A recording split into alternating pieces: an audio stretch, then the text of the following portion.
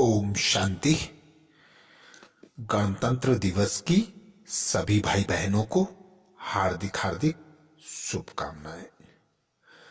गणतंत्र दिवस सारे भारतवासी आपस में मिलकर बड़े उमंग उत्साह से राष्ट्रीय त्योहार के रूप में मनाते हैं। यह त्योहार विशिष्ट त्योहारों में गिना जाता है। इस दिन सभी सरकारी संस्थानों में, ऑफिसों में झंडा वंदन कर उमंग उत्साह के साथ मनाया जाता है। इस दिन सबसे बड़े देश भारत का सबसे बड़ा लिखित संविधान लागू हुआ, जिस संविधान के आधार पर इतना बड़ा देश, इतने अनेक धर्म, जाति, संप्रदाय, सभी लोग इस संविधान के आधार पर एकता के सूत्र में बंधकर 72 सालों से चले आ रहे हैं और आज भी वह संविधान सफल है। संविधान लागू होते ही 1950 में भारत संपूर्ण लोकतांत्रिक गणराज्य बन गया। इसकी सफलता के पीछे यदि हम देखें तो भारत के लोगों की धार्मिक आस्था भी रही है। जितने जितने धार्मिक आस्था वाले लोग रहे, उतना उतना भारत में एकता, अखंडता बनी रही। धर्म प्रेमी के साथ साथ यहां पर जनता एकता प्रिय भी रही। इसीलिए अभी भी भारत में कहा जाता है, हिंदू, मुस्लिम, सिख, ईसाई आपस में सब भाई भाई। अनेक जाति हैं, अनेक भाषाएं हैं, अनेक राज्य हैं। सभी राज्यों की अलग अलग देखी जाए तो भाषाएं हैं, सभी का अलग अलग खान पान है, रहन सहन है, संस्कार है। पर फिर भी इतनी अनेकताओं में एकता को धारण करने वाला यह देश, तो इस देश में ऐसा संविधान आज लागू हुआ था। आज हम सभी भारतवासी एक होकर भारत की स्वतंत्रता का दिवस मनाते हैं। इसी दिन हम यदि देखें तो भारत को एकता में बांधना धर्म पर चलना है।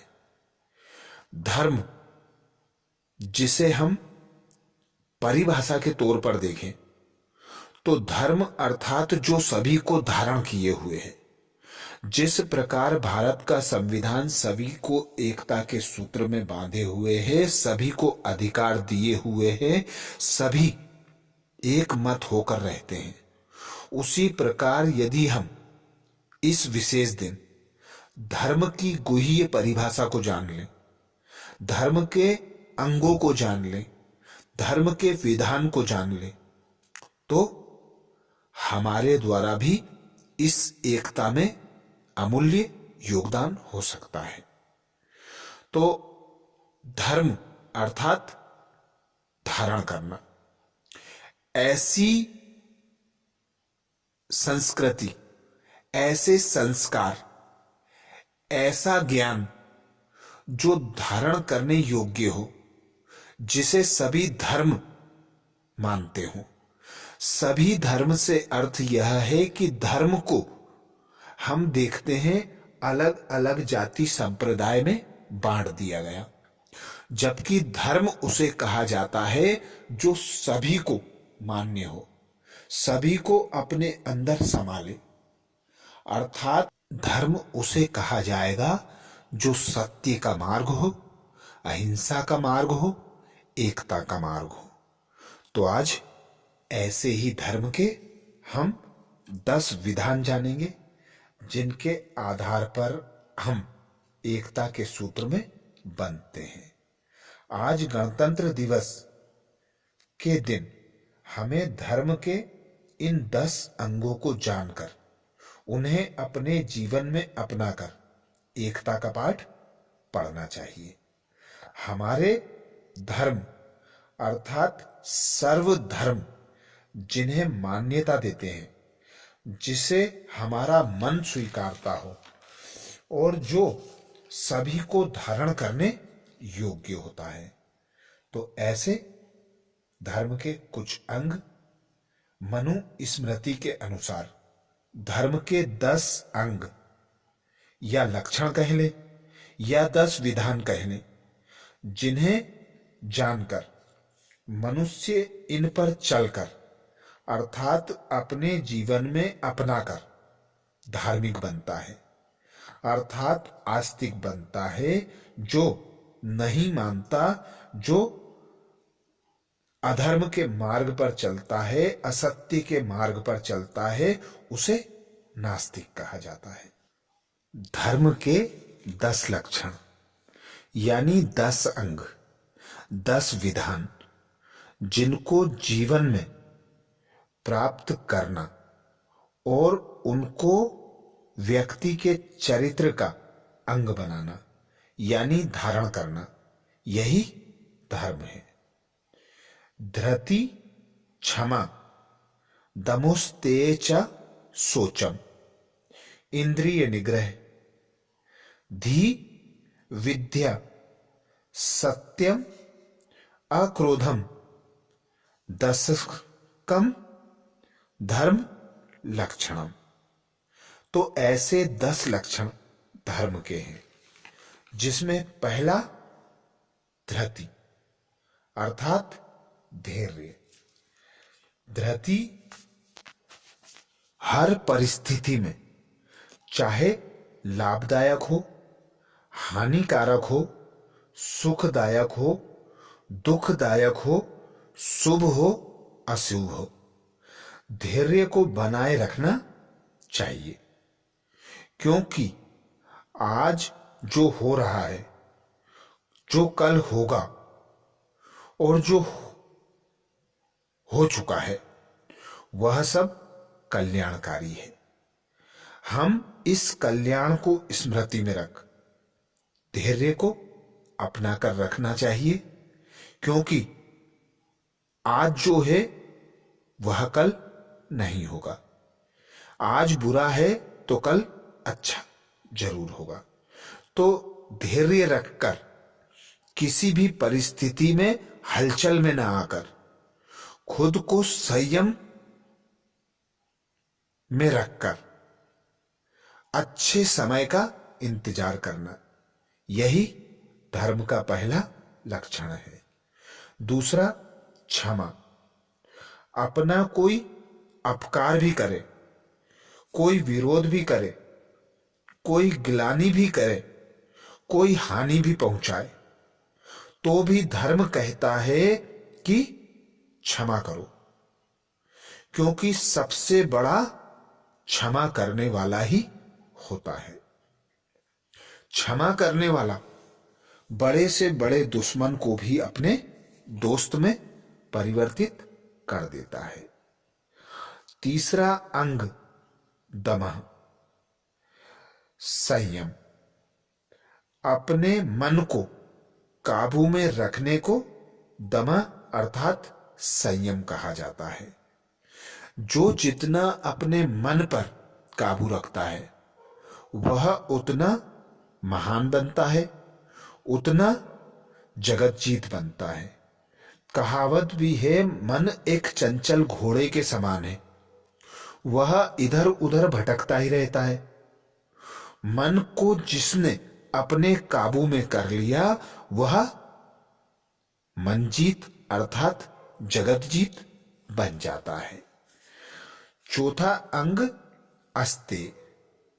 अस्ते अर्थात चोरी ना करना, किसी भी पराई वस्तु पर बुरी नजर न डालना, हर पराई चीज को पत्थर समझकर छोड़ देना, उसे नहीं अपनाना। पांचवा अंग बताया सोचम अर्थात पवित्रता, स्वच्छता।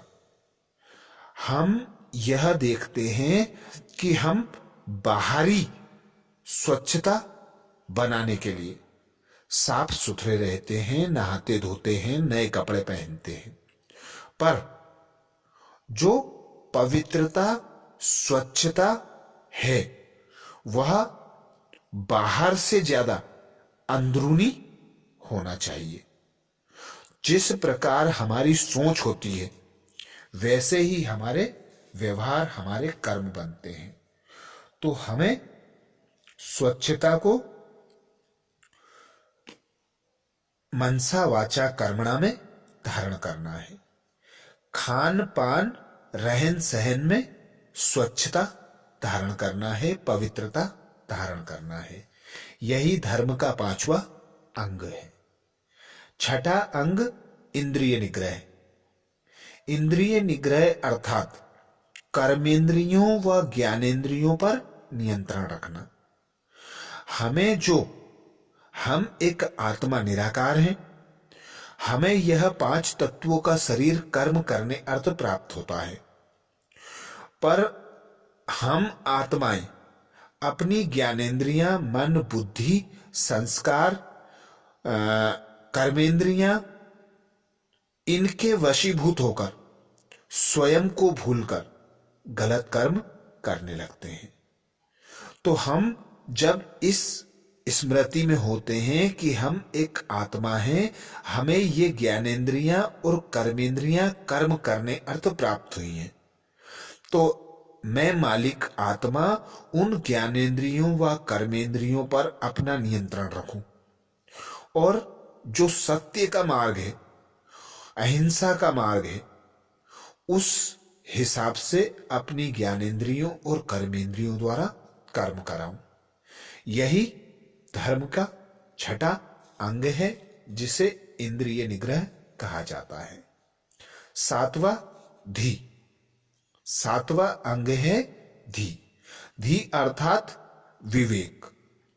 हर परिस्थिति में विवेक की आवश्यकता होती है। विवेक उस सत्कर्म को कहा जाता है, उस सत्य ज्ञान को कहा जाता है जो हमें अध्यात्म द्वारा प्राप्त होता है, जो हमें भगवान के कर्म सिखाता है। स्वयं ईश्वर हमें एकता के सूत्र में बांधता है, सत्य का मार्ग बताता है, अहिंसा का मार्ग बताता है। तो विवेक अर्थात हमारी बुद्धि को जगा हुआ जब ही माना जाता है जब हम सत्कर्मों में लगे हुए हों, अध्यात्म अर्थात ज्ञान के रास्ते पर चल रहे हों। विद्या। विद्या अर्थात ज्ञान। एक सच्चा ज्ञान वह है जो आत्मज्ञान है, स्वयं का ज्ञान दे, पिता परमात्मा का ज्ञान दे, मुक्ति जीवन मुक्ति को प्राप्त कराए, सदा हमें न्यारा और प्यारा रखे, तो उसे ही सच्चा ज्ञान कहा जाता है जो आत्मज्ञान होता है। 9वां अंग सत्यम। हमें हमेशा सत्य का आचरण करना चाहिए, सत्य की राह पर चलना चाहिए। सत्य से ही आज संसार टिका हुआ है। कहते भी हैं सत्य की नाव हिलेगी, डोलेगी, डूबेगी नहीं। सत्यम शिवम सुंदरम, जैसा कि हम सुनते आ रहे हैं। 10वां और आखिरी अंग आक्रोध अर्थात क्रोध ना करना। कैसे भी समय हो, कैसी भी परिस्थिति हो, हमें स्वयं पर काबू रखना चाहिए, हमें क्रोध से बचना चाहिए, क्योंकि क्रोध वो अग्नि है जो खुद को भी जलाती है और दूसरे को भी जलाती है। तो सदा हमें यह बात स्मृति होना चाहिए कि अहिंसा परमो धर्म है। सबसे बड़ा धर्म अहिंसा को ही माना गया है। तो हमें क्रोध से मुक्त अक्रोध बनकर रहना है। तो ये थे धर्म के 10 लक्षण, 10 अंग, 10 विधान, जो आज भी हमें एकता के सूत्र में बांधते हैं, मानव संस्कृति को जीवित रखते हैं। तो आज गणतंत्र दिवस के दिन हम इन 10 अंगों को जाने, माने, स्वयं में धारण करें और इसके अनुसार जीवन जिए, तो हम भारत की एकता में अपना अमूल्य योगदान दे सकते हैं। अच्छा, ओम शांति।